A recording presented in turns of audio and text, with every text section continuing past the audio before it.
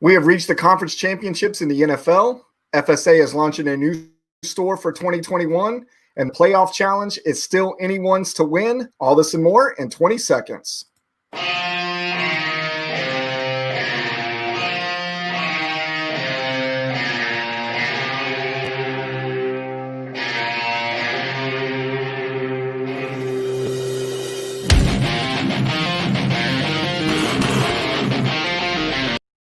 Hey, fellow fanatics, welcome to the Fanatic Real broadcast sponsored by Football, Darts, and Fantasy Sports Alliance. I don't know what happened right there. It was like my mouth got all jumbled up and the words just all went to one great big group, and kind of like what happens with these two guys when they're on their Average Bro shows on Tuesday night. What's up, guys? How are you? How are you? I don't know. I think we're more worried about how you are with all of your audio issues that you're having already tonight. Damien says, let's go. Let's hope we can keep Kevin motivated to go tonight with his issues. I'm not going to lie. When you started rolling the intro, for some reason, it really just like took me by surprise that it was like your intro. For some reason, I was expecting Average Bro's intro. You know what? We might have to just change it up every once in a while and see what we do on our intros. Because I don't even know anymore. Who's out there waving at us? Jason Hazlett on with us. Hall of Fame member Jason Hazlett. How are you, sir? Good to see you on tonight. Jenna says, quit day drinking. That won't happen with a jumbled of words. I've only got like a couple of sips into me, and I don't know if this is still considered day drinking if it starts happening after 8 o'clock at night. I don't know. Sean Purcell on with us as well. Sean, how are you? Welcome, everybody. Maria out there with the waving of the hand. How are you, Maria? Welcome, everybody. Hey, before we get too deep into this episode tonight, we have to thank our broadcast sponsor, Football Darts. Football Darts is a dart game that combines the skill of traditional darts with the strategies of American football. This innovative dart game is played on a uniquely designed multiple target dartboard. It can be played in sports bars, at tailgate events, as league tournaments, or as a leisure activity in the comfort of your home. If you would like to check out their officially licensed collegiate dartboards, go to footballdarts.com. You can find them on Target, Wayfair, and Fanatics.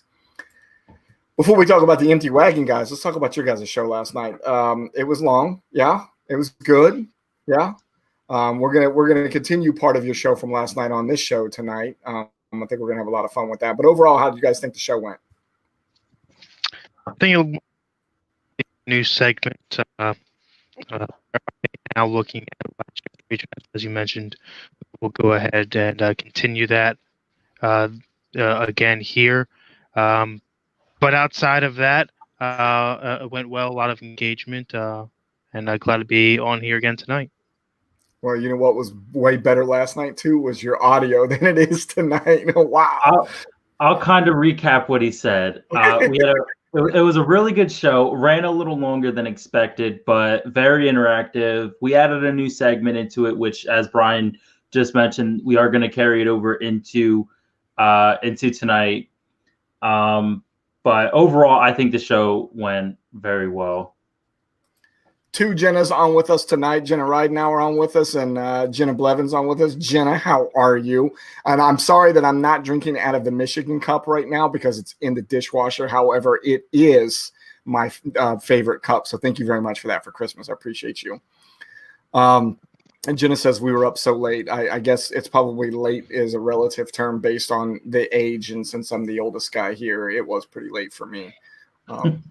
So the Empty Wagon guys will be back this week. They will be here on Friday. They might be -1, but for a very good reason. So, Eric, we were thinking about you. Keep us informed of what's going on at the house, and congratulations ahead of time. Hey, let's talk about this NFL playoff challenge. All right. So we've got 2 weeks in. We're getting ready to go into the conference championships, right? So here's where we're at. You see Josh up there throwing his fingers up, showing that he's number 4. That's because the Lorenzo XX9s on there is in 4th place. That is his team. But that means he's just the third loser. The second loser would be Maria, who's on with us right now. And then Sean, the first loser, is on with us tonight in the number 2 spot.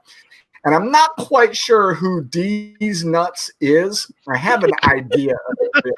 I don't want to say the wrong person, so I'm not going to speculate who these nuts are. And he does have a 5-point lead on Sean Purcell, the first loser. So if these nuts is out there, please come forward and let us know that that is you. And that way we know who it is moving forward. We do appreciate the good humor in that.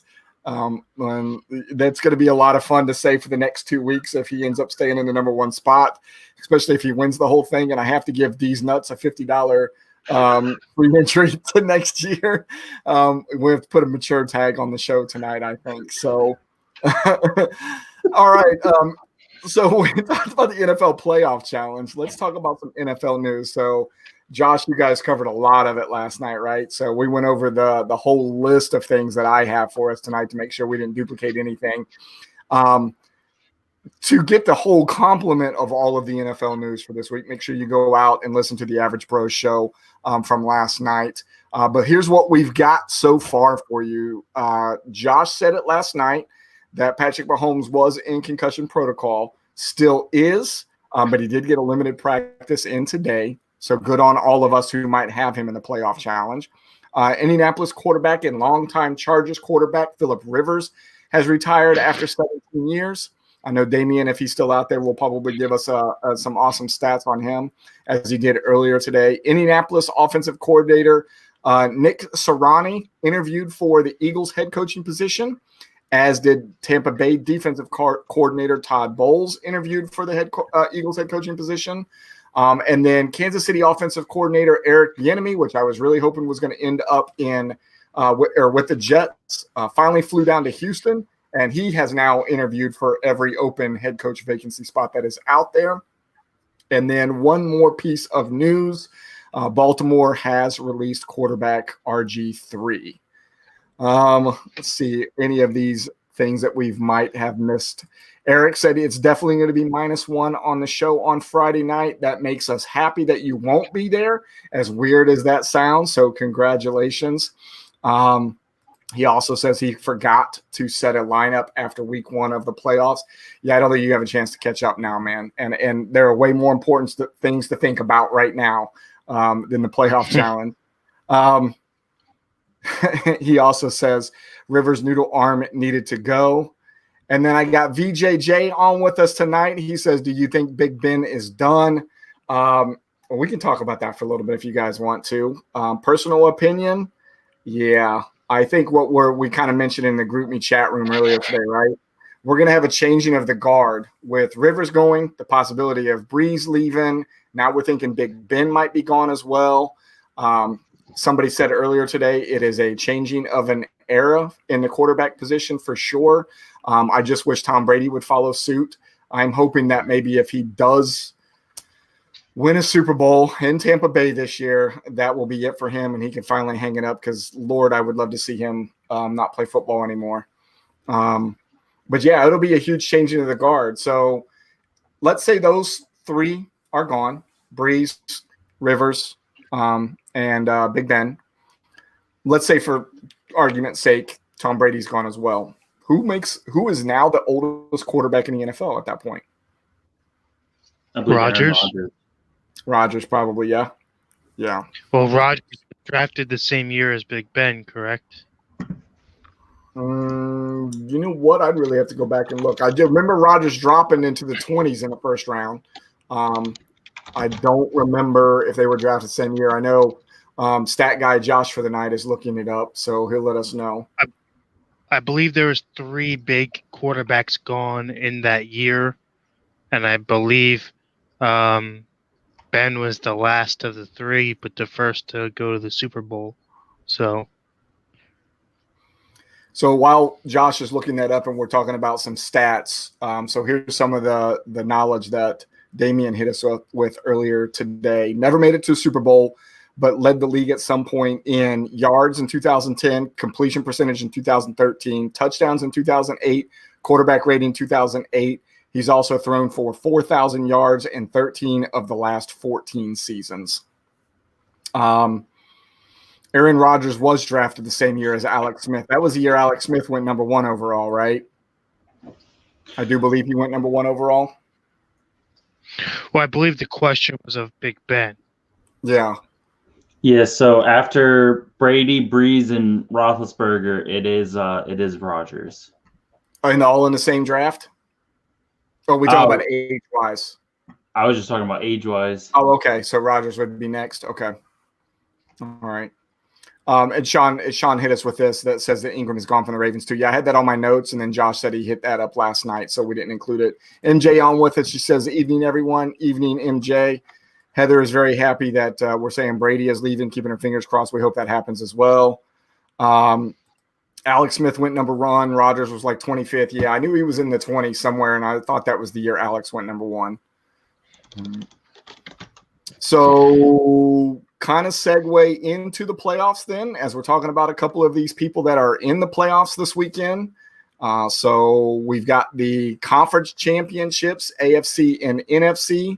If you're going to be watching them on Sunday, you're going to see the NFC championship first, Tampa Bay at Green Bay at 3:05 East Coast time, and then Buffalo at Kansas City at 6:40 p.m. East Coast time. Only 2 games to pick, real easy for all of us. Let's start with the guy whose team was recently eliminated from the playoffs, and that would be our stat guy, Josh, for the night. Josh, who do you think will win between Tampa Bay and Green Bay? This is a tough decision here. They're both good teams, I'll give you that. But if it all just depends on what Tampa Bay team wants to show up. If you have a Week 9 Tampa Bay where they got blown out 38-3, or I believe it was 38-3, then it'll be Packers all day. But if you have a Tampa Bay team that we just saw this past week, unfortunately, I think it'll be Tampa Bay. And it's just because Tom Brady has some type of voodoo that he's pulling where when everything counts, he pulls off a great win. That and the other reason why I would like to see Tampa Bay win is isn't the Super Bowl in Tampa Bay this year? It would be the first time that a team has ever played in their home stadium. Yeah. And that's pretty much the only reason why I would want to see Tampa Bay win.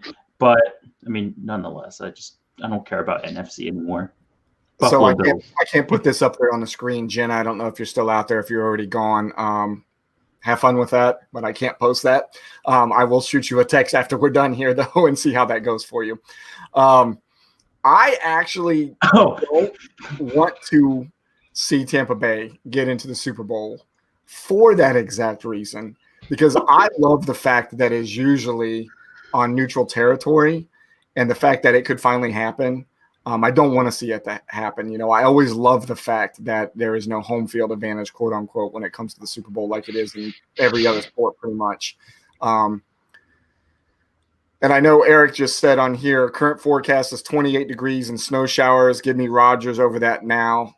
Snowbird Brady, Tampa's defense hasn't played like they did against Green Bay earlier in the season. Agree with Eric in that case. I don't think that Tampa Bay and Tom can go up to Green Bay and play in that cold weather. We all said it earlier in the year. Maybe we all didn't say it, but either the Empty Wagon guys said it. Other sport experts had said that towards the end of the year, as it got cold in a season up in New England, that Tom's performance would deteriorate or drop. And we didn't see that this year because he played in a warmer environment. So what does it look like when he's got to go back into a colder environment? If it wasn't for keeping the Buffalo Ensemble on tonight, I would have a Green Bay hat on right now. Keeping my fingers crossed, Green Bay wins this game. Kevin, what do you think? So, Josh, you went who was your pick?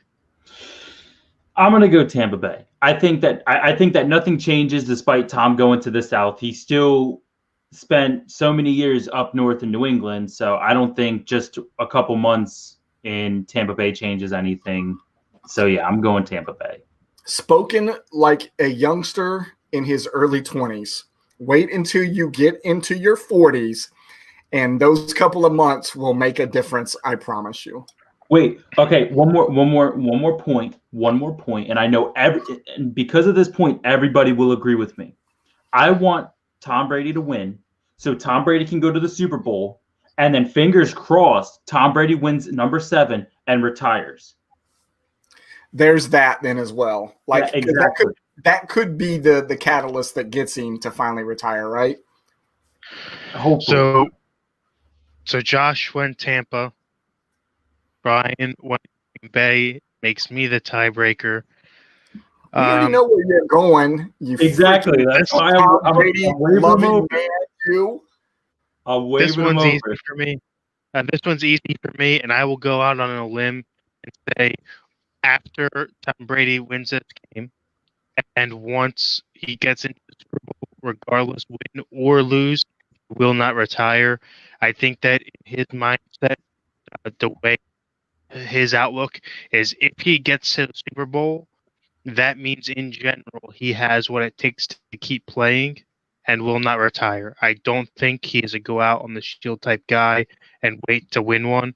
I think that it's going to be in a down year.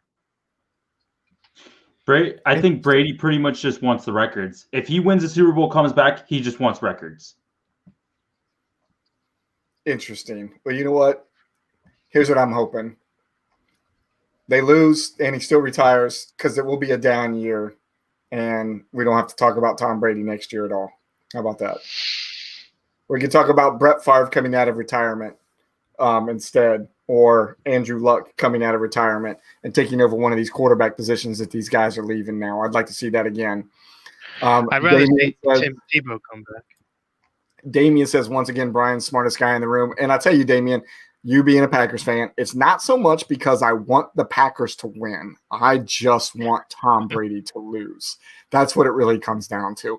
It could be any team against Tampa Bay right now, and I would be nominating, voting, rooting for them to beat Tampa Tom right now. I just don't want to see him in another Super Bowl. And I'm kind of with Brian because this is the only time you will ever hear me root for a team from the South other than New Orleans. It is the only time. But that is just because I'm sticking to my guns. Tom Brady wins number 7, calls it quits. Unless he wants to be a McPoopy head and wants to go after records. A douche canoes? Yes. Yeah. All right, so Buffalo, Kansas City. I think we pretty much beat up Tampa Bay at Green Bay. Buffalo at Kansas City. I'm kind of the opposite on this one. I'm wearing the Buffalo stuff, but this is a finger cross hoping that Buffalo wins, even though my playoff picks say Kansas City's going to win this thing. So I can get a ×4 on those players in the playoff challenge. But I really hope that Josh Allen and them can pull it off, hence why I've got this on. So I'm going to go with Buffalo with a great big double fingers and all of my toes crossed as well. Josh? Well, first, I'm just going to go to Bill's comment here. Who would win in a slap fight, Traquan or Tom? If Tom tried to slap air, he would break his arm. I'm just going to put that out there real quick. So, obviously, Traquan Smith. Traquan Smith win. Unless actually, the one person that would beat anybody is Aaron Donald, because like his biceps are like as big as my head. You have a big head. I would say Traquan Smith if there's no refs present. You put Traquan Smith up against any defender. It doesn't matter if there's refs there or not. They're not going to call any type of a penalty, especially when you have a Saints player present. As for Buffalo and Kansas City, I'm going Buffalo. I like Josh Allen, and also because I have 5 Buffalo players in the playoff challenge. I'd rather replace 2 rather than 5. So let me ask you this. Take the playoff challenge out of it. Patrick Mahomes is playing. Do you pick Buffalo or Kansas City?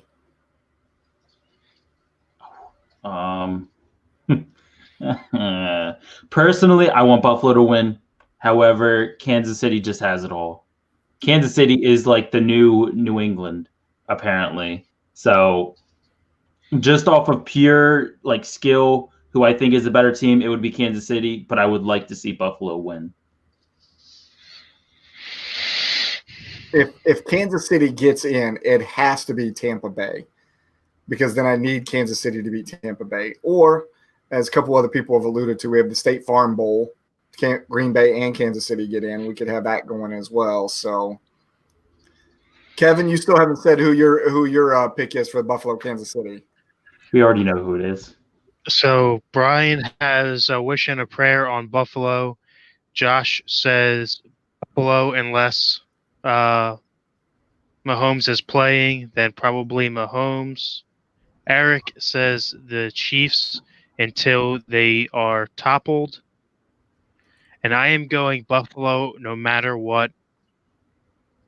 Patrick Mahomes, I really don't care.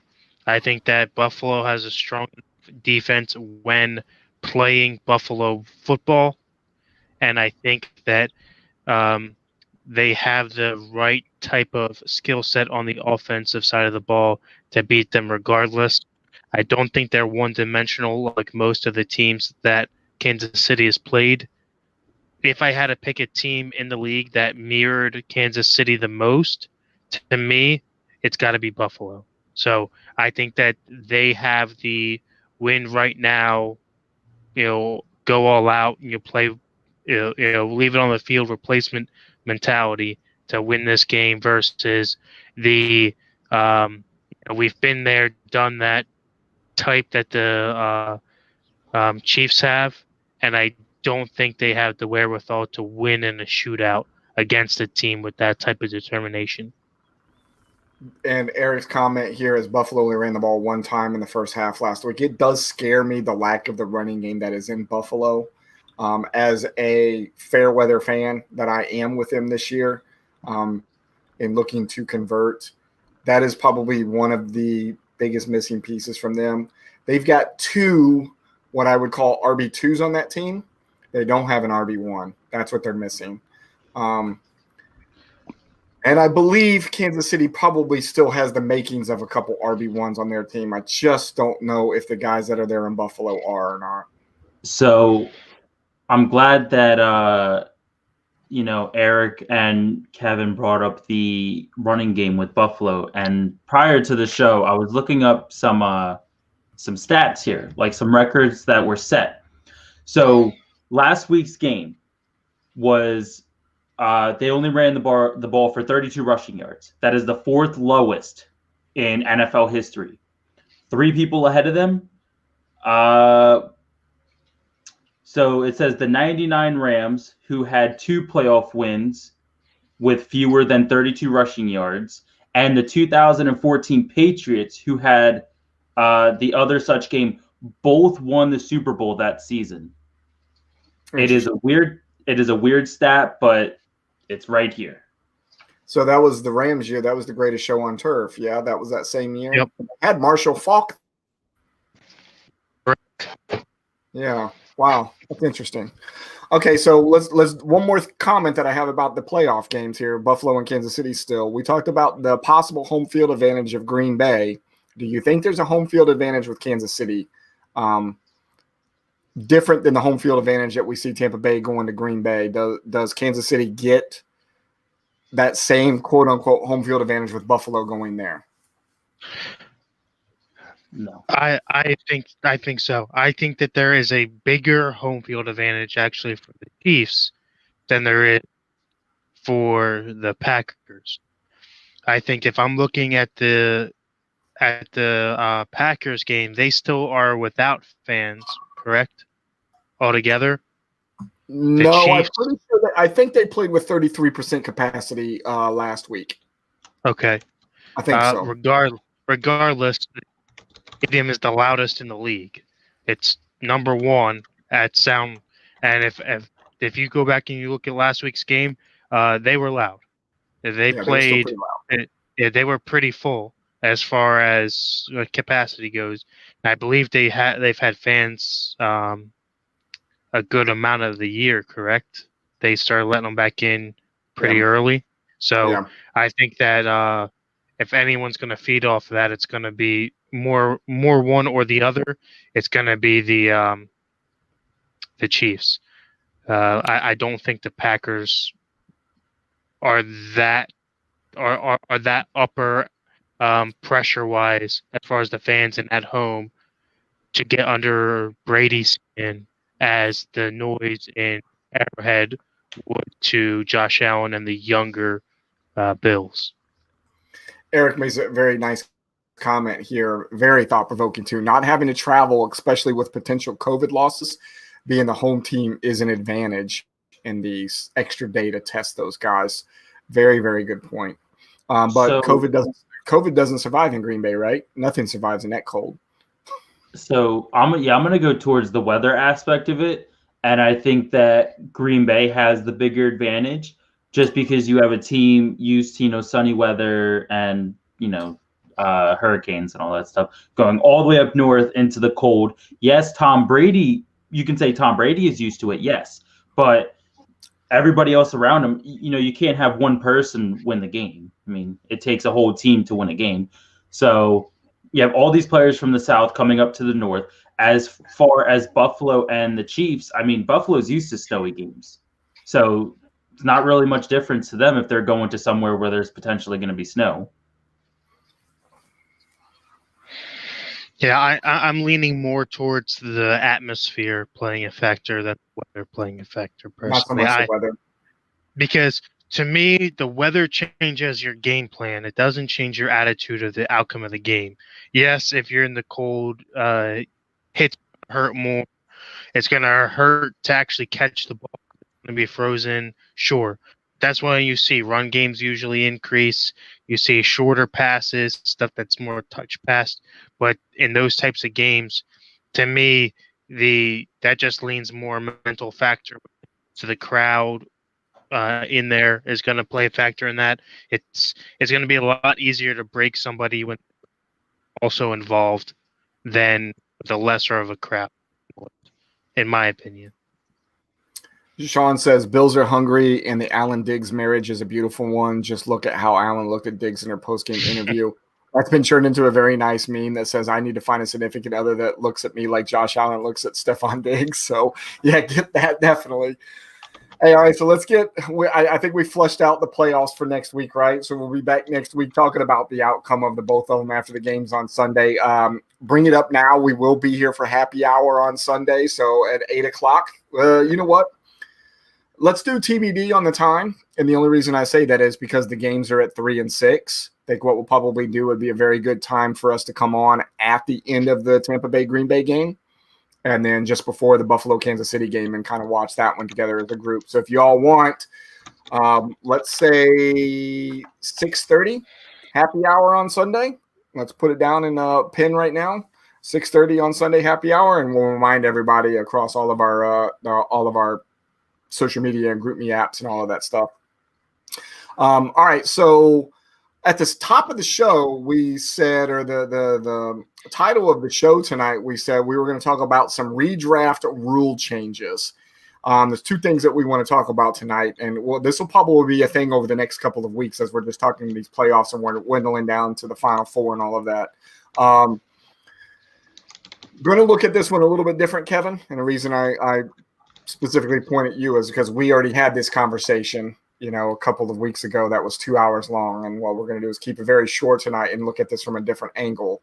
The original thought process by me was, I believe that in a super flex, or in this case, almost an all the time two quarterback start league like we have in redraft, that maybe too much scoring was being done by the quarterbacks, right?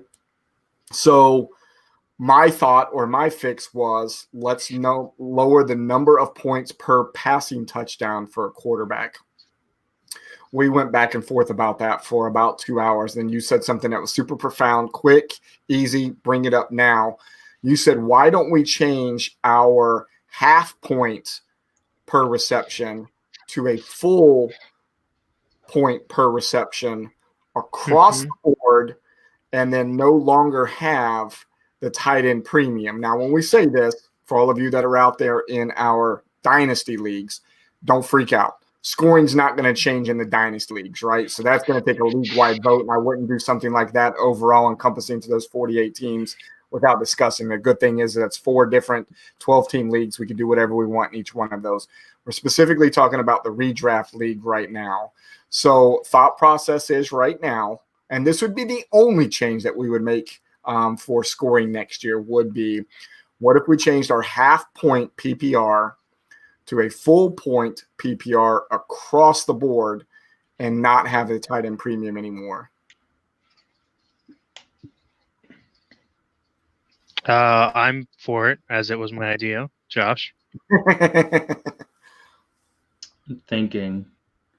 Now, I will say this, Eric, who is a huge advocate, I think, a lot of times on Empty Wagon of full-point PPRs, is saying he likes the half-point PPR with a tight end premium, which is where we're at right now. Now, when we say PPR tight end premium, it's a half a point for running backs, wide receivers, and then a full point for tight ends right now. I should probably put that out there for first-time listeners. Currently in our redraft league, it is a half a point per reception, a full point per reception for tight ends. The proposal is a full point PPR regardless of position, running back, wide receiver, or tight end. I like it because it just adds more meaning to getting like your McCaffrey or your Kamara.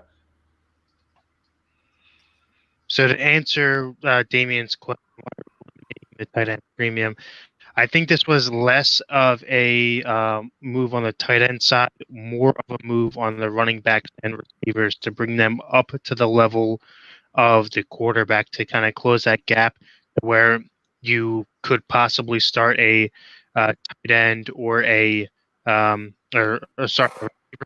running back in the super flex spot more so than always second quarterback. You could have both. As Damien mentions here, you could go 1 and 1.5 if you still did the and bump them even higher. The only concern there is, I guess it would really only be one player, right? Well, 2. Travis Kelce, Kittle, if he can stay healthy, and Darren Waller at this point. Ertz probably he's healthy on the fringe. Mark Andrews, those guys, but then those become runaways at the tight end position, and probably put them at top 5 scoring. I would probably assume outside of quarterbacks if you gave those guys 1.5 points. So does a 1.5 points for those 3, 4, 5 guys we just mentioned, is that enough for you to choose a tight end for the super flex spot over a running back or a wide receiver who we just said with a full point PPR would be considerations over quarterbacks in the super flex position? I think personally, if we're going to put them at 1, because of the drop off, say outside the top 5, there's no second tight end that I would draft that would equate to, say, a wide receiver 3 or a running back 3, because you're starting 2 at each. So that's another flex spot there. I think that so you're talking about like your Chase Claypools. You're talking about maybe Nelson Aguilar in matchup scenarios, guys that work that could have big boom games that you would weigh in the position over a quarterback. I don't know if there's any other tight end out there that I would say could be a big boom matchup guy to roster 2 like that. Okay, so let's say we do 10-10s next year, right? That's the hope. 100 teams for the redraft, 10-10s. You are in the 10th spot. Good run on running backs, wide receivers, and quarterbacks have already gone. You're going to get 1.5 per reception on a tight end. And we know, we just had a discussion, is that enough to be able to put a tight end in a super flex spot?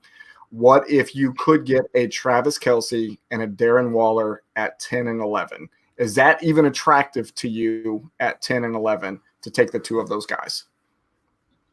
Personally, no, because if I'm looking at the runs on the other 2, again, the issue was quarterback, right? You essentially have to grab one of the top 12 to assure a starter every single week.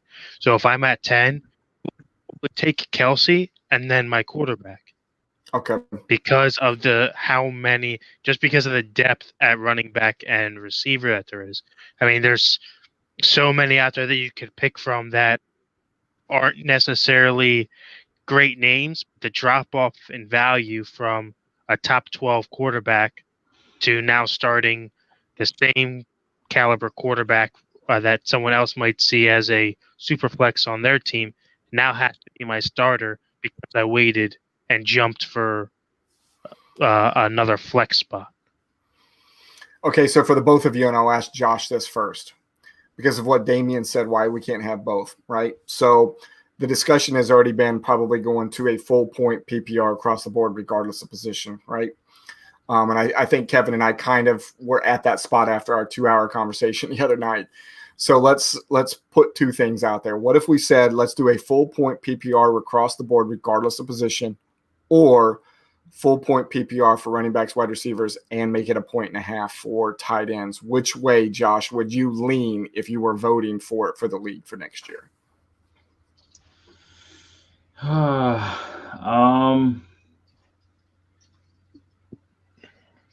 I would maybe say I really don't know, because I mean, like, I'm gonna say do PPR with the premium. Okay. Next question is MJ, are you out there? Because I know if we include her in this argument, we're 1.5 for tight ends because she loves them. And I do like Damian's comment here. Guys like TJ Hawkinson, Noah Fant, Logan Thomas, Gesicki, those type of guys versus a wide receiver 3 in play. In a tight end premium league, those guys are now in consideration in front of a wide receiver 3. You got to at least give them the opportunity to make that decision. If it's a PPR across the entire league, then everybody's going to go wide receiver number 3 every time. And what I do like about that comment, Damian, is I am always trying to mix this up. So you will choose a variety of positions based on where you're at and who's been taken in runs and stuff like that. One of the arguments Kevin gave me as well. You always want to make sure in this case the quarterback in the top 12, right? My only concern with Damian's comment there is you have to remember you're already starting one tight end. So we're not talking about starting. So the guys that you named, Hawkins, top 10 tight end, Fant, bubble guy, Thomas, top 10, Gesicki, top 10. So those guys are not considering, right? We're probably looking at like your hoopers. You're looking at your guys, or the guys that are going to drop in that 11 to 20 range to be on the bubble that you would have 2 tight ends rostered and start both of them, one at a flex or super flex spot and one in your starting tight end position. So unless I have Kittle, Kelsey, or I wouldn't start any of those guys in the flex. I would have to have one of those 3. If not, those are my starters. And Okay. I think that's why I like the premium, is that it makes having the tight end more appealing. Because if it's just a basic PPR, then you're cutting down a lot of these guys' scores, regardless of, or like with the exception of Kelsey, Waller, and Kittle. Like, basically, if you don't get those top 3, they basically are like, okay, I'm waiting till like near the middle of the draft, towards the end of the draft, to get my tight end, because I don't have those 3, so I know I'm going to get stuck with somebody like average. But with the premium, it's like, okay, I can actually count on my tight end to make a difference on my score. So here's the other thing too. We're talking about this as a filling in for the super flex position. We also have to remember, though, in our rosters, the way we built them, we have 3 flex positions. We have what we call the super flex, which is all positions, right? We have the major flex, which is running back, wide receiver, tight end, And then we have the minor flex, which is running back, wide receiver, along with those hard-coded ones in there. So, yes, you have a hard-coded tight end in your lineup. Maybe not putting that tight end in your super flex position, but you do have a major flex option where you can put them in, which is a running back, wide receiver, tight end, to be able to get that second one into your lineup. Not necessarily has to be in your super flex position. And Brian Lewis makes a very good point. You're almost never going to start your second tight end or a fourth wide receiver over your second quarterback in a 10-team league. There's enough quarterbacks. You'll have 2 starting quarterbacks nearly every single week of the entire season. Absolutely not wrong. Unless you're a bad drafter and you're not paying attention when your bye weeks are, that would be the only way you would probably get yourself in trouble. But even like in this one, we're doing 10s like we're thinking about doing next year. If everybody had 3 quarterbacks, there's still 2 available quarterbacks, 2 available starting quarterbacks out there. So it's almost like having a 2 QB start every single week. And the only way you get messed up with that, and it happened to me in the redraft league this year, was I was not paying attention to my bye weeks, and I had 2 quarterbacks of my 3 that were off, and I was only going to start one. It was the week I played my wife, and I looked ahead after I did the draft because boo-boo on me, I didn't pay attention. And when I saw that and I looked at what week I played, or when that happened to me, I looked and I saw that I was playing the Unicorn Legends, my wife's team. And I looked at her roster and I realized she was in the same boat in the same week as me. So you know what I did? I didn't care about my quarterbacks leading up to that week. I was planning on starting one because I knew she could only start one. What does she do in the middle of the night before we go into Sunday's games? She drops and picks up a playable quarterback so she can start 2 of them. Forces me to do the same thing Sunday morning before the game start, but because she did it sooner, she got a better quarterback than I did. I still don't remember who won this year. It does not matter. She did that, and that's smart football right there to me. So if for me, I know that we're up against it. We got more stuff to get to here tonight.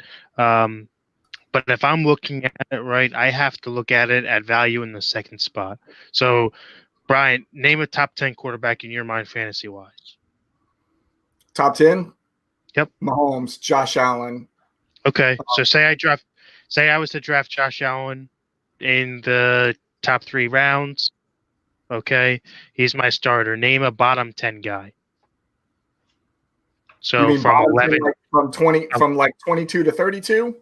No, from 11 to 20. So if there's 10 teams, that's 20 quarterbacks. If everyone's got 2. Baker Mayfield. Ooh, okay, so Baker Mayfield or Tyler Lockett. Who am I starting? Because he could be a guy that falls. Baker Mayfield versus a Robbie Anderson. Those are things you have to look at. Baker Mayfield versus Kareem Hunt. You know, those. That's the matchup I'm looking at the Superflex. I'm not looking at overall on the quarterback side of things. You really have to look at it matchup dependent. So that's where our view comes when we're looking at the premiums and the points here. So if there is no gap and we keep it at a half-point PPR, you may say take a even take Chase Claypool. Depending on who the quarterback is there. He had a boom where he had over 40 points. He was the top scorer of the week, right? So if you're looking at putting that in that position, those are the types of guys that you're looking at to have those boom games there. It's, I have a starting quarterback. I have to start him in my super flex spot when not every starting quarterback is going to be treated equal in that bottom tier. I think Eric makes a very good point, though. We're talking about doing in 10-10s. Yeah. In a 12-team league, you'll make the decision a little bit tougher, right? Because then your quarterback talent is thinned out a little bit more. Not everybody is going to have 3 on their roster, at least not 3 starters on their roster. So it does make a little bit of a difference. So, okay. So to consider, and I appreciate everybody's input that was out there tonight. Eric and Brian and Damian, Sean, Jason, everybody who chimed in on this. That's pretty much the only thing that we're going to change for next year, other than the number of regions, the number of teams per region, what the playoffs look like, right? So that's a scheduling thing. That's a playoff thing. That's not a scoring thing. From a scoring standpoint, that's the only option. Do we do full point PPR cross, or do we do full point PPR with a 1.5 point tight end premium? Let me know your thoughts. If you're watching this later, not live now, and you're watching it on a repeat, or you're listening to this on the podcast in your vehicle, or on your walks in the morning or whatever, shoot us a message in the best way you know how to get a hold of us, and let us know how you feel for 2021 on that scoring option. One more thing that we're thinking about changing for next year in 2021 is we have used GroupMe for the last couple of years. Great introduction to us to this piece of software, this app by Ross Norris, the commissioner of the NCFF, but brought to us by Chris Simpson, our friend from across the pond, who's been with us for a couple of years in the league, is an app called Discord. And we are looking to make the switch over to Discord. Just going to put it out there and scratch the surface for it right now. A lot of people probably like, well, I've never heard of it. GroupMe's only been around for a couple of years for us. Why are we making the change? I already see in the few times that I've used it, the benefits that we get out of Discord already. Now, I hate that we would be switching over to a new platform after we've kind of got this one established. But what we're going to do is Kevin and I, we will put together a how-to live here on the show to kind of walk you all through it, to kind of show you, here's what GroupMe does for us, but here's what Discord can do for us. And I'm not advocating for Discord, even though I think it could be really good for us. What I want is I want to make sure that it's simple enough that the masses can use it across FSA. But we have in our main chat group right now, 60-some people that are in there, correct? We have nearly 50% of the main room is on mute right now. And maybe they come in and check it, maybe they don't. If they come in and check it, they're not going back and looking at 100 and some messages that we've received all the way through the day. And Discord will keep them from having to be inundated with that type of stuff throughout the day. And the best part is it's not individual chat rooms. It is one chat group with channels for each one of the rooms. And that sounds probably like, well, it sounds like the same thing with just different names. Once we bring it to you, you'll see the difference. We've got a few of you on there. I know Damien's already out there on there with us. Of course, Chris Simpson that brought it to us. Josh and Kevin are both on there with me right now as well. Jason says it's hugely popular and has huge benefits. I agree. For those of you that use Slack that are maybe familiar with that, I would put Discord probably in between functionality of GroupMe and Slack, probably right in between, with great benefits from both sides. So Kevin and I will put together something for you in these next couple of weeks as we're doing some off-season type things. We will present it to you and show you what that looks like. Bill the Third, Coach Bill, says he doesn't like GroupMe. Well, let's see if we can get him to. He also hates change. I know this about you, but we'll see if we. Go ahead. Bill does not get a vote until see the mustache come back. It has to bring no mustache, no vote. Yeah. Jason says that Discord is more like the old internet relay chat for us old guys like Jason and I that were the baby boomers of the internet relay chat, the IRCs. I know exactly what he means with adult alt platforms as well. Same type of thing. And yeah, Jason, it is quite a bit like that. And I do like the benefits of me as a commissioner and how I can reach out to all of the groups at once without having to go into each one of the groups and do a copy paste to you all. Because there are individuals that are in, say, Alpha, Bravo, Charlie, Delta Dynasty chat group, because they're only in those leagues, that are not in the main chat room, or maybe have the main chat room muted and are still inside the Dynasty. I still have to do a copy paste. With Discord, I wouldn't have to do that. I would be able to get the entire league's attention, regardless of what channel you're in, with one simple keystroke. And it would be nice to do it that way. So, yeah, and as Sean says, and when you're there in Discord, it does allow you to keep up with the other leagues, and they're way better than what we've got, because even if you're not part of Alpha, Bravo, Charlie, or Delta, because you're in Delta and you're not watching Alpha's room, does not matter. With Discord, you would be able to see what was going on there if you wanted to. We'll find something for the facts for you, Bill. I think I keep my facts in the closet. And I will make sure that all messages are now faxed to you. You will be the one outlier for us, and we'll do that for you. But again, beating a dead horse here. Kevin and I will put something together for you, and we'll present it in the next couple of weeks. All right. So something you guys started on the Average Bros show last night, which was Damian helped out with this as well, and he gave us the average draft pick across all 6 regions in the Redraft League from last year. And then we named that player position that they were drafted in. And we're saying as a group, do we think that that player is going to get drafted higher or lower in the 2021 Redraft League? All right. So for argument's sake, we've already talked tonight that we were going to change it to 10 teams per. Let's say that the draft is still 12 teams, right? Because there's a slight difference in there because we're looking at 20 players versus 24 at the end of round 2. So let's get through round 2 because you guys got through round 1 last night, and then we'll cut it off for the night and move on to bringing you guys back around next week for possibly round 3. That is correct. Okay. So Kevin, what I'll do, I think you're for this. Yeah, so what I'll do here is I will run through the first round very quickly with what we said. 101 was CMC. We said lower. Barkley 2, lower. Mahomes at 3, higher. Zeke at 4, lower. Then a run on lower with Jackson going lower. Michael Thomas going lower. Alvin Kamara going higher. Derek Cook higher. Derrick Henry, or Dalvin Cook higher. Derrick Henry higher. Dak lower. Clyde Edwards-Helaire lower, and then rounding it out at 1012, Russell Wilson was a split between the two of us. I said or lower.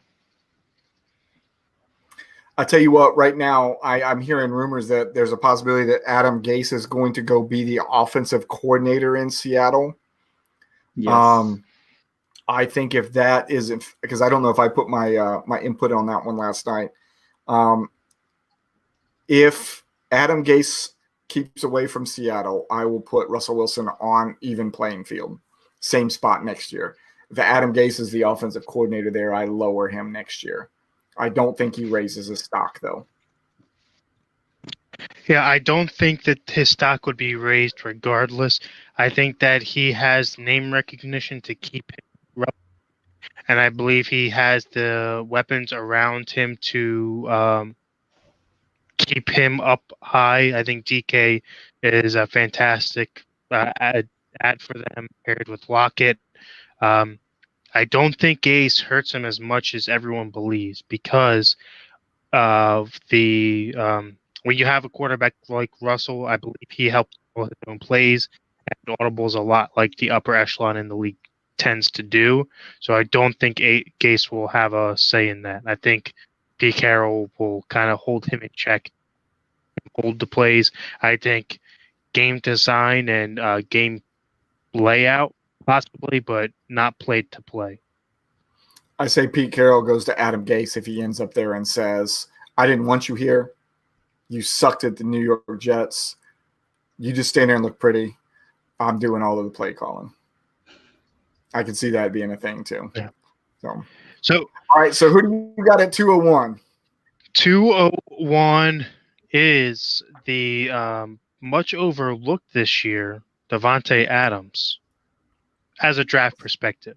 Surprises me that he was even in the second round conversation when our ADP at 100% following stat guy Josh there.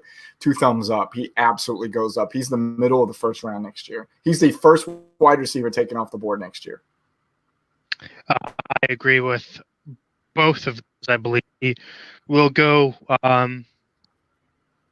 one and obviously raising his stock from 2-1. Yeah. Josh, higher. Higher. 202, we have Deshaun Watson, probably the biggest question mark on our first 2-round board. Josh? Stat guy Josh, you want to take this one? I'm going to say I'm going to get Actually, you know what? I know I didn't really do this much last night. I'm gonna say even. I'm gonna say he breaks even because, well, I mean, first of all, we don't even know if he's gonna be in Houston next year. He most likely is gonna be in a new team. Depending on what team he goes to, it might go up, it might go down. But regardless, I mean, the guy is still a good player. Led the league in passing yards, so that gives him some credit, like credibility there. But I think it all just depends on what team he goes to. If he goes to if he goes to New England, down.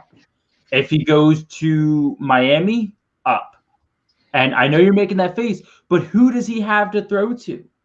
He has nobody. Well, that's the thing is, I know I don't know if it was on air or not, but we had mentioned what Patriots have the third highest cap room and cap space, and it's not going to cost money to trade for Watson. It's going to cost them picks. So save their money.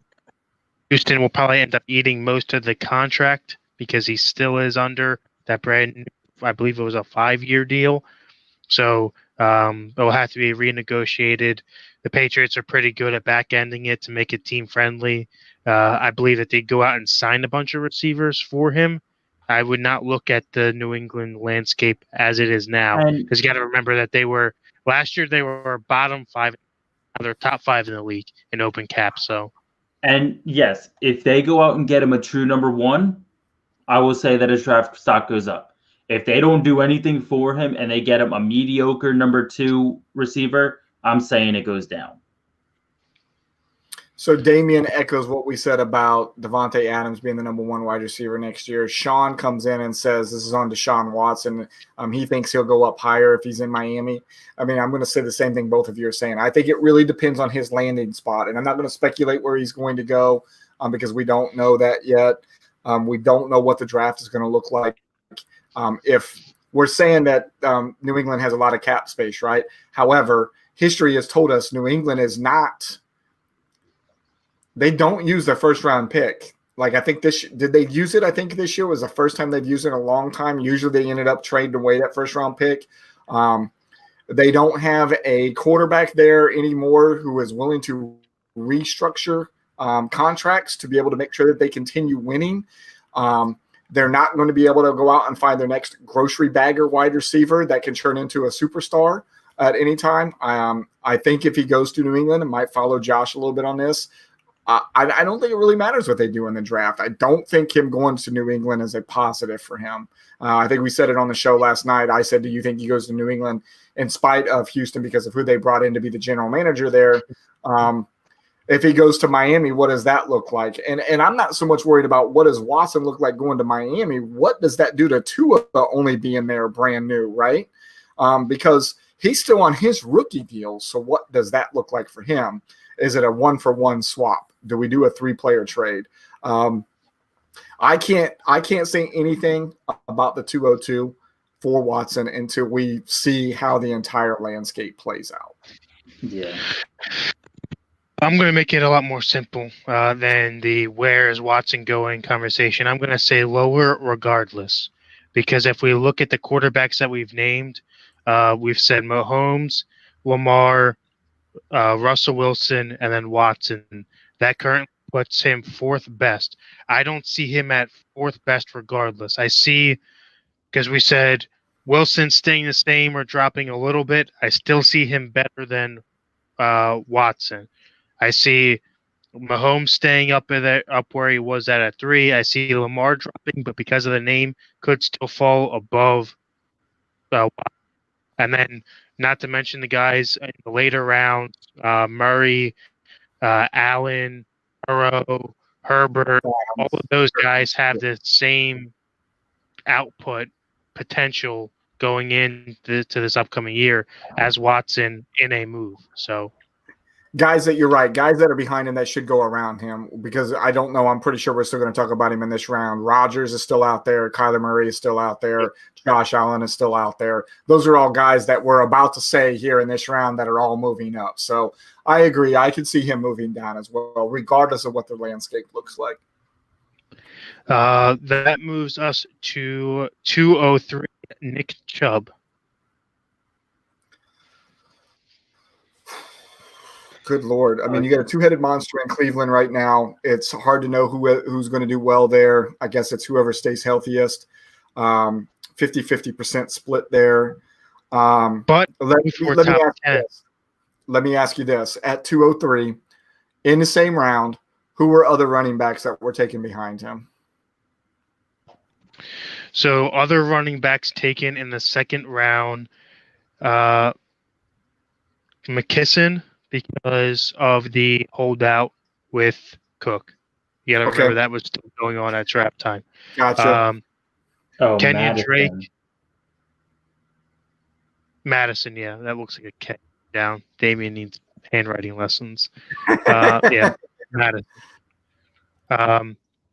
Then you have Kenyon Drake,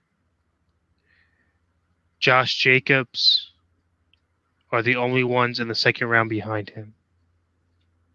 All right, so if we're okay, let me go a little bit deeper. Even though we're not touching the third round until your guys' next show. First 2 or 3 running backs of the third round. Do you have those? Say that again. Do you have the first couple of running back picks in the third round? I don't. I got my thumb ready. I'm sorry, Eckler as well. I didn't scroll. Eckler was 220. Yeah, I did take Eckler in that round. No, I just don't see him at. I don't know, man. Jacobs would be the only one that I would put around him if I was going to put somebody around him, but I don't. Josh is saying down, but Josh, who do you think would go around him? So, Nick Chubb, they have Nick Chubb and Kareem Hunt. Mm-hmm. What was it? Hunt was at 10, Chubb was at 11. So above him, I can see Aaron Jones, James Robinson, maybe David Montgomery, just because those are teams that only have that one running back, like your Derrick Henry, your Dalvin Cook. They only use him. When you have a team like the Browns, it is 50-50. Yes, I would still take him in the second round, but, I mean, there's still other picks there. It's a very good argument. It's hard to argue against that argument. I got to go with Josh on that because a guy that you also didn't name that I believe is probably going to go extremely high based on his end of year performance is Taylor of the Colts. Indianapolis. Oh, yep. I'm sorry. I did mean to mention him. So I'm sorry. Yeah, he was number 5 overall. Yeah, guys like that who have huge upside but were lackluster name-wise in the draft. It's probably why that they are so low. Probably real once we get there. So I'm going to go down on Chubb, but not far. I think he falls out of the second, but probably not later than the fourth. Yeah. Interesting. Okay. Where are we at? 204? Yeah, so that was 203. 204 is probably going to be the first unanimous easy pick here. Julio Jones, 204. I believe that is only I believe he was the second highest receiver. Michael Thomas was the first at 106. Oh, sorry, third. Devontae Adams, 201. And then 204 is Julio. Down for me as well. I think Josh said on the show last night he would rather have Calvin Ridley right now than Julio Jones. I think we're seeing the passing of the torch here in Atlanta, just like we saw. Who was ahead of Julio when we passed the torch to him? Roddy White. Does anybody? There you go. So I think we're seeing the passing of the torch. Yeah. Roddy White to Julio. Now we're seeing it from Julio to Calvin Ridley, and I agree that he will be lower next year.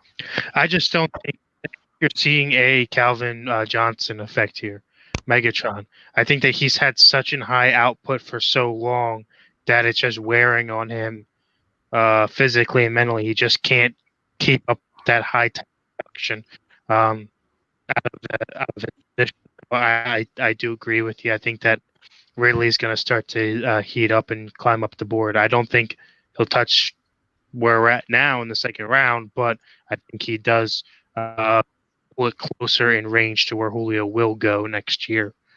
I'm pretty sure 2 or 3 years ago when he was a rookie and I was doing the auction draft for him on the NCFF with $100 total budget, I'm pretty sure I spent $30-some on Calvin Ridley, and I'm very glad and happy that I have for a couple of years now. We are at 205, Josh Jacobs. I think that's an even kill. Other than we're talking about Chubb around him, maybe, and like I said, Josh Jacobs would be the only one I could see possibly going around him. We did get to see him catch more balls out of the backfield, I believe, this year than last year. It felt like it, at least. I wouldn't be able to know without looking at actual stats. And when you look at the running back landscape as it is right now, unless we brought in a Robinson or something like that to go around him, I think Jacob stays right where he's at, middle second round. So Josh Jacobs, 33 catches for 238 yards. That might be about on par with last year then. I'm going to say that he probably stays right around the same. Up or down a position, maybe, but right around the same, pretty even. I think guys could come around him, but if they do, I think that he falls right in the range of your Robin guys. I think all should be right around that range next year. Do, however, see people reaching on those names just because of the flashy end of the year performances that they had. But I like what's happening with the Raiders. I think that Carr is still playing decent enough to keep his job. I think that you had a couple weapons. Waller coming into his own. Nelson Aguilar learned how to catch the ball. You have a lot of you still have Ruggs there, who hopefully he takes the next step and can stay healthy and play well as a number 2 there. So I think that just bodes better for a run game and opening up that stuff. So I think that he stays right around the same. So you said end of season performance that people will remember going in next year. Something I was thinking about when we were talking about the last running back pick with Nick Chubb is, what about a Leonard Fournette and what he's doing right now? And he's still young. We got to remember, whenever Jacksonville let him go, he was still under. They just didn't pick up his 5th-year option. So he's only been in the league for 4 years, 5 years. So he's still a young dude. Like, is he one of those guys that could go around a Josh Jacobs based on end of season performance? I don't think so, because you got to remember it was not Fournette that had the performances. I mean, one-off games here or there, but I do believe Ronald Jones, as we're bringing up the name, could pass Jacobs. I think he's the guy in Tampa as long as he's healthy. You got to remember that in games he's healthy, Fournette is absent. When Jones is hurt, that's when you see Fournette step in. So I think that's why you saw bigger games there. Josh, I saw you over there looking at numbers. Were you looking to see what Jacobs were at with receptions last year? I was trying to, but I don't. I'm on MFL right now, trying to do it. Well, let's move on to whatever the next one is, Kev, and I'll see if I can't find any data on him as well. I believe it was it was 20 receptions. So you get 13 more receptions this year then? Yes. Not a huge thing. Less than 1 more reception per game. So that leads us into 206, our first tight end board, Travis Kelce. Okay, so I think it goes back to the argument of the scoring that we just talked about. Tight end premium, he stays there. 1 point across the board, he drops. I don't see him going up. I say regardless, he stays there. Okay. If you look back many years, it's always one tight end in the top 2 rounds. It was Gronk. You've always had a upper echelon tight end taken that early because, again, especially if you're the turnaround guy, you're getting 2 picks. so he could fall. You usually see him in the 12 range. One in the middle is a little odd, maybe a little high. If he does fall, I can see it to be the turnaround pick. But for me, you got to remember whether it's a 10-team league or a 12-team league, you have to start one tight end, and there's not 10 good tight ends in the league. So that's to go out and get one regardless of the round. You could take a tight end 101. You could take Travis Kelce because you know that Kelce is going to score, say, 100 fantasy points more a year than the next guy below him. And that's extreme value versus who's going to go 101? Probably Mahomes. Okay, so you're looking at first round to second round. So that means that I get 212. 212 based on this year's past draft still leaves me Allen. That leaves me Brady.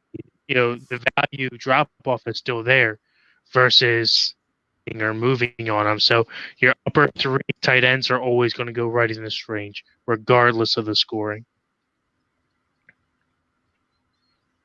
And I wanted to bring up the stats that Josh brought up about Josh Jacobs. Yes, he had 13 more receptions in 2020, but he also did it in 2 more games as well. He only played 13 in 2019, and he played 15 in 2020.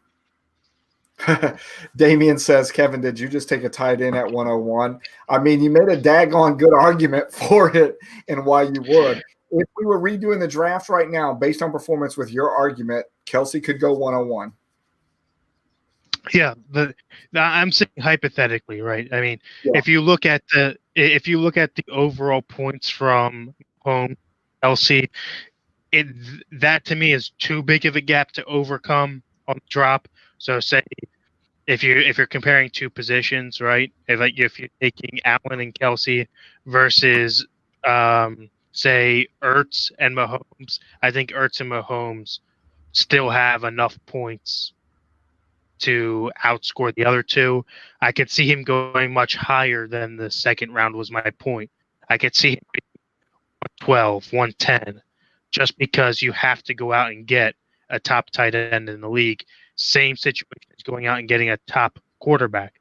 You always see 3 or 4 in the first 2 rounds, or in the first 3 rounds. You don't see any for a little bit, and then there's a big run in 5 through 6.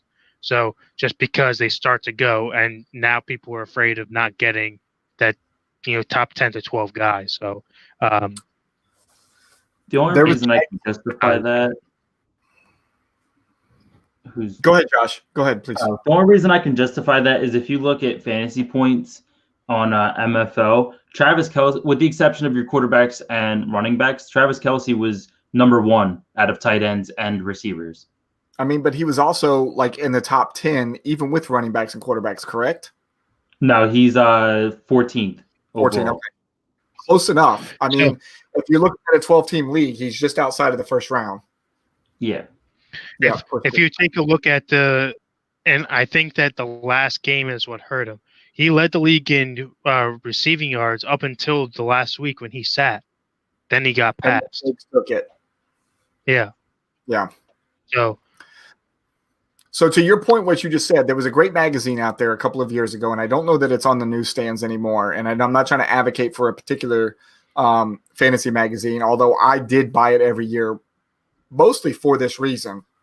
They had something next to the names called the X Factor. And what they did was they predicted what they thought the average or what the fantasy points were going to be for every player. Like they went down 60 quarterback positions, 75 running back positions, 125 wide receiver positions. And they said, this is how many fantasy points we think they're going to get, right? And then they took what was a normal league. Let's say in this case, it was a 12-team league and it was a 1 quarterback start. So they would say that at each one of the positions, let's say in a normal league, it's 1 quarterback start, 2 running back start, 2 wide receiver start, 1 tight end, 1 kicker, 1 defense, right? So at that number 12, 24, 24, 12, 12, and 12 spot, that player that was at that position, their fantasy points or their X factor became 0. For every point that the players to the left of them or above them were going to score, they became positive that number. So let's say, for instance, Patrick Mahomes was going to score 400 points that year, and he's the number 12 guy. And Aaron Rodgers is going to score 405. So Mahomes becomes 0. Aaron Rodgers becomes a +5 on the X factor. Anybody to the right of Mahomes or below him become negative numbers. After they did that, then they said, okay, of a 12-team, let's say 12-team, 8-player start, that's 12 times 8 is 96.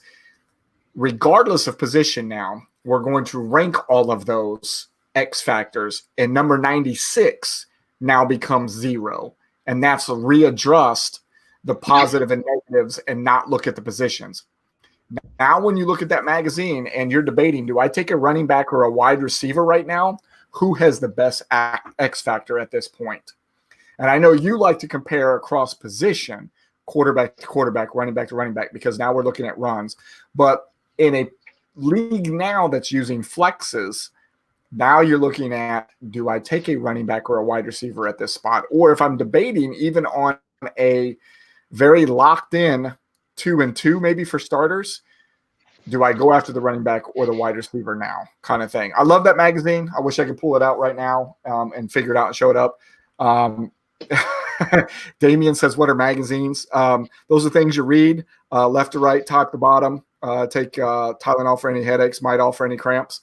I had to throw away an entire container of them recently. The wife made me finally get rid of them. I've had my very first fantasy magazine that I bought in 1993 and was still holding on to it, in every fantasy magazine since then, and I buy a minimum of 3 every year.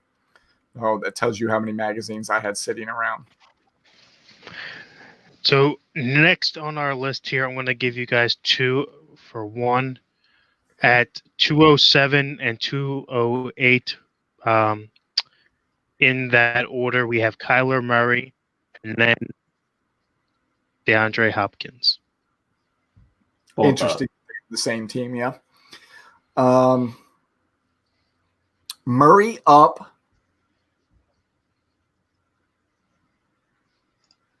Fitzgerald's announced his retirement, yeah? Yes. Both of them up. Yeah. Not much. Not much, though. I know there was a couple of, maybe not in our redraft, but in our dynasties, that Murray was drafted in round number 1. I think a lot of that has to do with age, but still in the second round for both players. Well, yeah, I was going to say I could see Murray sneaking a little more up the order in the second round, not into the first. I could see Hopkins going in the first. Late, though, like 112 earliest. Murray up, Hopkins stays. Okay. I can respect that, because I was really hard on trying to move Hopkins. Like, he's probably right where he should be. I mean, yeah. Julio's going to drop. Somebody's got to take Julio's spot. Why not Hopkins? I think the question mark to Hopkins this year was, what is he going to do on that team? I think he's proven what he can do there. And now you're taking away one of the best wide receivers off of his team. Is there going to be somebody else that can step up?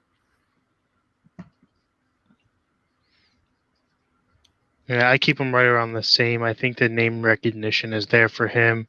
I think that a boom with Diggs is going to be there to push him over. Should he be, we'll have to see if they can build off of this year. I just don't think I don't think Hopkins is where he is now, where he has been at the true 101 receiver. I think everyone else has stepped their game to kind of make it a question now. So I think Damien he stays right around there. Damien says Hopkins should be the number 2 drafted over Diggs, over MT, over Hill. If you're talking that group that you just said right there, I'd probably still put Hopkins at 3 or 4. But we'll discuss that probably in a couple more picks. And the world-famous Ross Norris on with us, everybody. Ross, how are you? Watch this in 2.5 times to get caught up with us, man. All right, so that was 209 209. to 209. Tyreek Hill.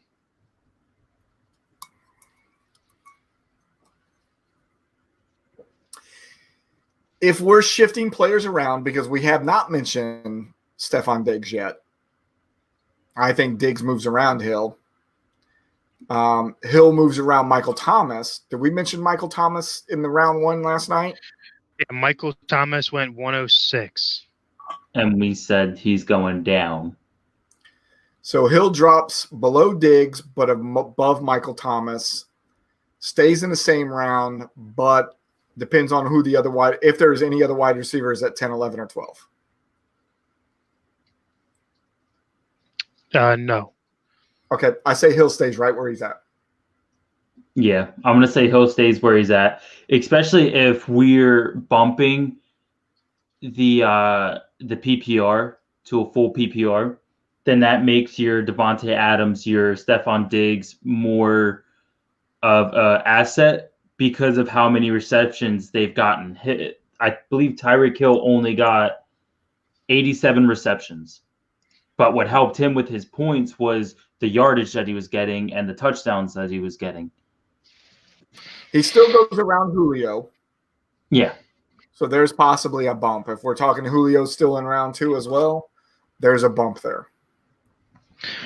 Yeah, for me, Tyreek Hill was too close to the Moss factor, where he is just a deep threat now, like how Moss was when you pair him with Brady. To those big boom plays like Josh mentioned are going to be there. He's going to find the end zone. But anything short to go is going to be Clyde Edwards-Helaire. It's going to be Travis Kelce. It's going to be Mahomes with his legs. Outside of that, going to press Hill too much underneath to try to stop the speed and catch up. So he's not getting anything less than 20 yards. So, those plays don't come that often enough to make him move up any on my board. I keep him right around where he's at as well. Okay. All right, who you got at 10? 10, 11, and 12, all running backs in the order Kenyon Drake, Madison, and Eckler. Well, I think we can take Madison out of that because that was a fluke for the draft for this year. We didn't get to see Eckler a lot because of the injury. But like Bill said, quite a few messages up. He was what did Bill say? Drake was quite the bust. Even with the injury to Austin Eckler, I would put him above Drake right now. Especially with a young quarterback coming in. They do love using tight ends and running backs when they have their young quarterbacks. Madison is Joe Mixon. There we go back to that handwriting thing again. Daggone, Damien. I had to zoom way in on it to realize that was an X, and I didn't realize it was Madison and not with a T. How? Because Josh had said Madison earlier, and I just went with it. So, okay, yeah. Yeah, because at first you said McKisson. That doesn't change a whole lot for me because I can't read it. The history between Mixon and then, of course, the injury to Eckler this year. I think I would still take both of those guys above Kenyon Drake next year. So, for me, I'm going to make it easy while you think on this. All three guys drop. I'm going to agree with you. You can explain yours first. Yeah, I think the best guy I like out of that group, I think that Eckler could drop far enough to go late 8s. Same with Drake. I think he pushed into the flex spot only role with both of those. I think that Drake is now second to Edmonds. I don't think he's got enough. I think everybody knows his tricks, so I don't think that they have him high. Eckler, they've got 3 other weapons there as well, so now he's in a committee again, just like he was when he was behind Melvin Gordon. Mixon, I still do like, but because of the guys that we have not mentioned yet climbing the list, I think we'll go around him and push him out of the second round. I still see him probably late 3, but I would probably take Rojo over Mixon, who's not in the top 2. I would probably take, I would definitely take Robinson or uh, Taylor over Mixon, just because you don't know what's coming back from the injury, and you really don't know, because Burrow is a big arm quarterback, how that really affects the run game. So I think that those guys go around him. I think part of what's going to happen with Mixon is more related to the recovery of Burrow as well. So I can't agree with you as a group of all three shifting down, but then I would rearrange the positions of them right now too. I would put, if I was drafting them in order from top to bottom, I would take Mixon first, Eckler second, and Drake third now.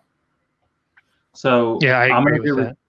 I'm going to agree with Kevin. I'm going to say they all go down because there was just like what he mentioned, there's a bunch of names that we mentioned before that we could see rising up, because you have your James Robinson, Aaron Jones, Jonathan Taylor, David Montgomery, Josh Jacobs. And then there's also the guys that from the first round last night that we mentioned that we're going to drop too. So you have your Saquon, your Zeke, your McCaffrey. Like McCaffrey's still going to go in the first round most likely, but probably a little later. Saquon might drop to the second round. Zeke might drop to the second round just because of their name. So then that pushes down all the other guys that I just mentioned. So I think that they drop out of the second round, maybe to the third, maybe to the fourth, give or take. But yeah, all three of them drop. I don't see Saquon dropping out of the second, though. I think that his injury happened early enough, and he is too important to that team to not just say, here's the ball, do with it as what you will. I think that the difference there for me is that there was no fall off. It was just a straight injury. Zeke had the play fall off as well as an injury. So he didn't perform in general. I think he falls out of the second. Oh, you think he does fall out of the second? I think Zeke falls into the second, potentially out of it. I think that Saquon stays in the first. Wow. Okay. I think just because of the names that are already in the first, I think that Saquon goes maybe 201, maybe like a little later than that, but I think he does fall to the second. Zeke goes a little later than that because Zeke had the chance to improve his performance. He just didn't.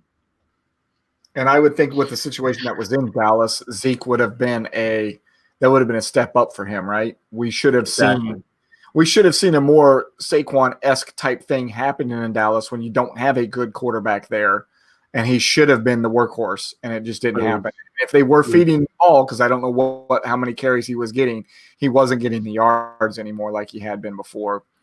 So Damien asked a question, way too early prediction. Who do you guys think will be the biggest riser and faller next year? To me, I guess there's kind of dependent on that question. Are we talking about strictly how many spots they rise or fall, or are we looking like a person who should be in a first that now is in a fourth, not somebody who's probably in a first and falls to an eighth? Because I don't think we can really say that with some kind of certainty. But I will say that one of the biggest fallers would probably be at a quarterback position, Lamar Jackson. Running back position, I'll go with the group that we just talked about, Saquon Barkley. Wide receiver, Michael Thomas. And because there's only a couple of good tight ends, I'm not going to go there, and kickers and defense don't matter anyways. For me, I think it's going to be an easy. I think that highly undrafted or very late round flyer is going to be either Robinson or the was it the Rams running back rookie? Cam Akers. Akers. Yep. Yeah. Big risers in a redraft setting. And then my biggest fall is Dak. I think that you see him drafted this year, 110. I believe you're looking at him in rounds 4 or 5 on that second tier of quarterbacks. Josh, we got to get you out to actual work. here very, very shortly. You want to throw anything in here at the end before we sign off here? Make sure you get the last word in. Oh, definitely. Because I'm going to pull this comment in here. Bill, how dare you? Kickers are people. Dare you? What were we just talking about? Damien's question. Biggest riser. Risers and fallers. Biggest rises. I'm gonna agree with Kevin on James Robinson. Also, I'm gonna throw in Jonathan Taylor. I don't really know where he went, but Jonathan Taylor rises. Biggest fall. Michael Thomas. As much as I hate to say it, Michael Thomas, he falls. I'm trying to think of another name, maybe. I guess the other guy we mentioned too, Julio, falls a lot. But that's all for me. I got to get going. Hey, have a great night at work, man. Be safe. You too. I hope you have an average night. Well, above average. Bye. Night, man. All right, so Bill, I will pay you to do that. Take Traquan first round. I will pay you. All right, I'm out of here. Bye. Night, brother. All right, so we'll finish this up. We'll get into round 3 whenever you guys come back next week on Tuesday. Don't forget, the surveys are still out there for you all to take the end of the season survey, which also includes the General Manager of the Year and Rookie General Manager of the Year ballot. We have not got any more people to take that survey since last week's show. We're still sitting at 18 on the redraft or for the General Manager of the Year and 11 on the Rookie General Manager of the Year. That's 18 out of 44 and 11 out of 28. So please go out and take that. And all of your sustains and improves that are on there as well will help us get better in years to come. So please go out and take that survey. And why is that important? Because when we do our final show of the year on 10 February, which is the Wednesday following the Super Bowl, we will announce top scoring team, General Manager of the Year, and Rookie General Manager of the Year. So every vote counts. So make sure you go out and do that. Kevin, have you voted yet? I have voted. Yeah, I know you voted for yourself. I'm pretty sure. I don't think that's kosher. Well, I don't care. I'm pretty sure Damien probably voted for himself as well. I honestly can't tell who voted for who because the surveys actually don't line up, but you just told on yourself. So next broadcast. So Empty Wagon's going to be back on Friday, possibly, more than likely. We've heard from Eric tonight, minus Eric. You guys will be back on Tuesday. Pause. We will do happy hour on Sunday. So Empty Wagon Friday, happy hour Sunday, Average Bros Tuesdays, Fanatically Real broadcast back here on Wednesday. Before we thank all of our sponsors for the year, do you have any parting comments, Average Kevin? I do. I have a little sneak peek we did not show. Please bring up your sneak peek. If everything will function for you correctly tonight. Yes, so tonight it will. In our intro that we are introducing a new store for next year.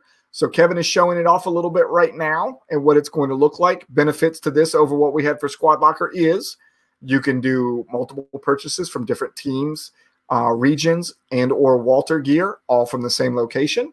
You no longer have to go into a store and come back out. And the amount of stuff that we can give you and the variety of stuff that we can give you increases here on this as well. This is going to be launched on 1 March. Kevin, what else you got to say? So right now, the current screen that you're seeing is behind the scenes. If you go out to the link that I just posted in the chat, it's currently fantasy-sports-alliance-shop.myshopify.com. If you go to that link, you will see a section that says, "We are not live, but please do go out and subscribe to the newsletter that is there. You will get a notification as soon as it does go live, and it does push over and purchase any merch that you would like. If there is anything that you would like to see with your team's logo on it, please send me a message directly through Facebook or the chat, and I will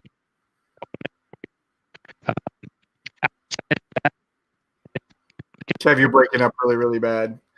So let me take over. So anything that you want to see, please let us know that you want to go in there. The variety of stuff, like we said, is insane. The things that we've seen already are high heel shoes, underwear, bikinis. Can you think of fanny packs? We have a variety. Already in everybody's store is pretty much going to be a t-shirt, a hoodie, and a hat. Pretty much already included for all of you. If you would like to see anything in addition to that, let us know and we'll add it to your store. And we will have, there's great things that we can have in there. Notebooks, you can have that on there. I'm trying to think some of the other fun things that we found if somebody wants to have their logo on it. There's the fanny packs. Fanny packs, yeah. I thought that would be a bigger hit with the Unicorn Legends, but it didn't go over as well as we thought it was going to. But please go out and subscribe to that newsletter so you know when the store is going to launch. We're telling you right now, 1 March. This will be your nice reminder that when you go out there, and we will make it a bigger deal as we bring the season back on 1 March and the next fiscal year 2021 happens for us. So let's thank all of our sponsors before we get out of here for the night. Finger Lakes Mercantile, Football Darts, Nature Coast Tailgating, Deep South Creations, Southern Siren Sugar Scrub, QB54, Cranky Veteran Candle Company, Shell and Mel's Boutique, and the Recast, who are the official music of FSA. Kevin, it's a very, very long show. It was a good show. You have a great night. Let's work on making sure that we can show the fans what Discord is going to look like so we can show them the benefits of it. And then again, we'll let them decide if they want to go with Discord or stay with GroupMe. Make sure you go out and fill out the survey and vote for Rookie General Manager of the Year. And then give us your thoughts on new scoring for the Redraft League and anything that you might want to see in the store for yourselves as well. Final comments? That is all, everybody. Have a wonderful night. Make sure you set your challenge lineups. I wish you no luck in any of your ventures. And to Eric O'Neill for MD Wagon, congratulations, brother. We'll see you sometime next week. Y'all have a great night.